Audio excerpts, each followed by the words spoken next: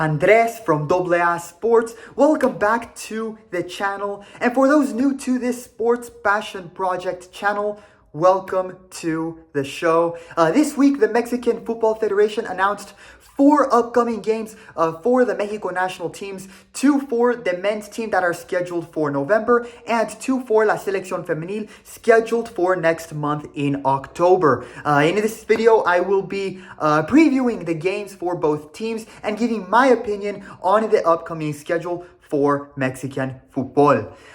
Before we go further in the video, if you are not subscribed to the channel, please subscribe to stay informed on my content covering Mexican football, and it will also support this passion project channel. We are nearing 200 subscribers, so let's get that number to 200 and then afterwards 300 subscribers. Let's get right into the video, starting off with the Mexico men's national team. The Mexican Football Federation has announced and confirmed both games set for November as they prepare for the 2026 World Cup. Fans were very happy when it was announced that Mexico will be playing against Ecuador in October in Guadalajara. Finally, a Mexico national team game in Mexico among a true home atmosphere in Estadio Akron. Many fans have been wanting the Federation to hold more games in Mexico for a while now. And not only was this request by the fans heard by the FMF, but they have followed it up by scheduling their first of their 2 November games in Mexico, this time in Torreón. The Federation announced that the Mexico national team will play against Uruguay in Estadio Corona on November 15th. And then 3 days later, the team will travel to San Antonio, Texas to play versus Paraguay in the Alamo Dome. It was reported that they actually wanted to have both November games in Mexico, with the game versus Paraguay in Monterrey. However, the Liga MX Apertura season will be in the Liguilla stages at that time. And Monterrey will likely qualify for the Liguilla.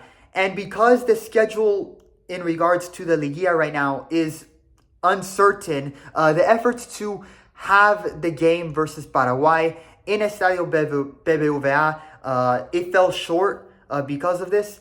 This is why they will be playing in the Alamo Dome versus Paraguay, and hopefully in March they are able to play in Estadio BBVA. That would be great for Mexico fans in Monterrey. Nevertheless, a game in Torreón is great for the Mexico national team.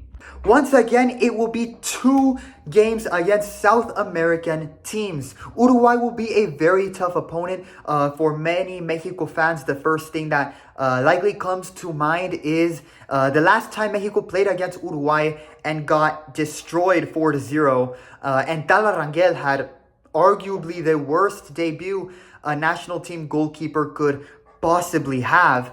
However, just like I said with the games in October, this is also why I am very happy to see La Federación organize these games. These are no partidos moleros.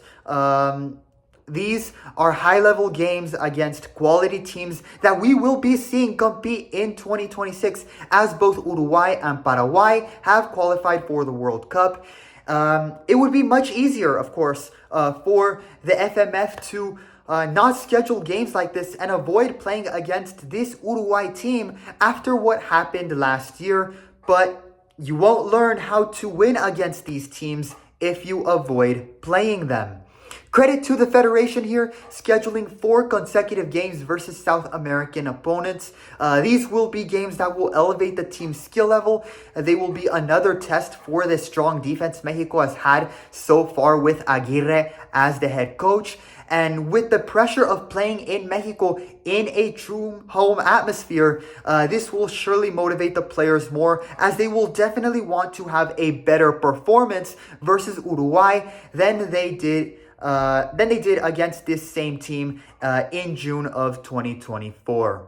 As for la Selección Femenil de Mexico, this week it was announced that in October they will play another 2-game series like they did versus Colombia, but this time Mexico will be playing against New Zealand.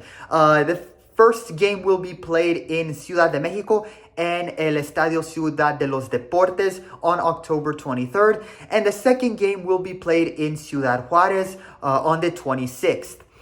Comparing these two teams, New Zealand has historically been the better team, competing in 6 Women's World Cups, including this last World Cup, which they co-hosted with Australia, while Mexico has qualified for only 3 World Cups. However, like Mexico, New Zealand has never advanced past the group stage at the Women's World Cup, which in 2023 resulted in New Zealand's historic failure of being the first host country to be eliminated in the group stage of the Women's World Cup, despite achieving the first World Cup win for either the women's or men's team for New Zealand versus Norway. Since then, for New Zealand, the team has looked very shaky in form and performances. They only played in 2 of the last 3 international breaks, with their 2 games versus Taiwan in April being cancelled due to poor field conditions at the Chosin Stadium in southern Taiwan. In February, in their 2-game series versus Costa Rica, New Zealand barely won the series 2-1 on aggregate, drawing 1-1 in the first and barely winning 1-0 in the second game. And in the 2-game series versus Venezuela, they lost the aggregate 4-3 after losing the first game 3-1.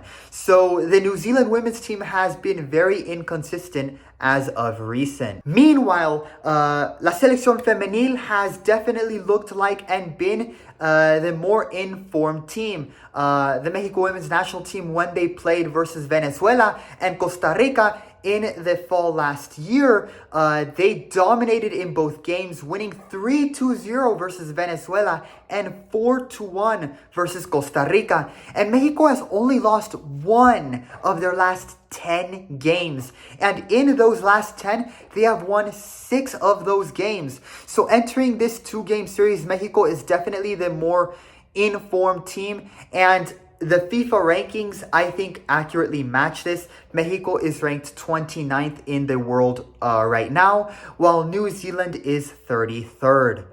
These games will definitely be a test for the Mexico women's national team to see if they can get a win in a strong fashion. Since October of last year, La Selección Femenil has played 6 teams that competed in the 2023 Women's World Cup and have been able to get a draw or win against 5 of them, and only losing 1 of these games against Canada.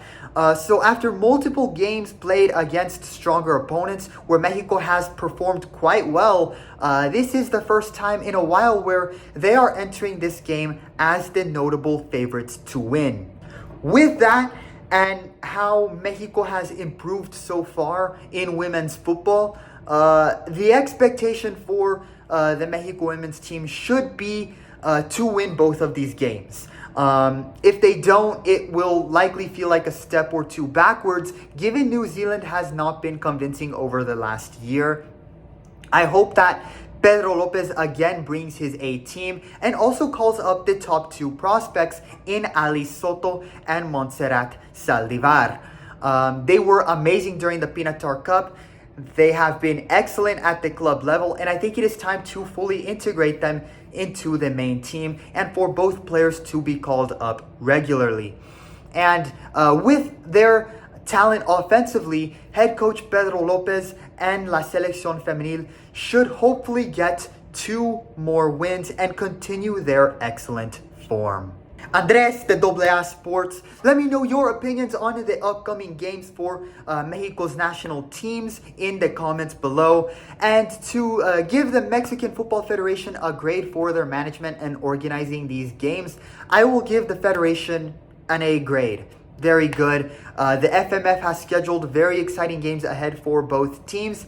and I cannot wait to watch and grade them. That will be all for this video. Leave a like and subscribe. Thanks for watching and listening. And again, tell your friends, tell your family about this Sports Passion Project channel to help this sports show grow. And as always, thank you so much for watching. Viva Mexico!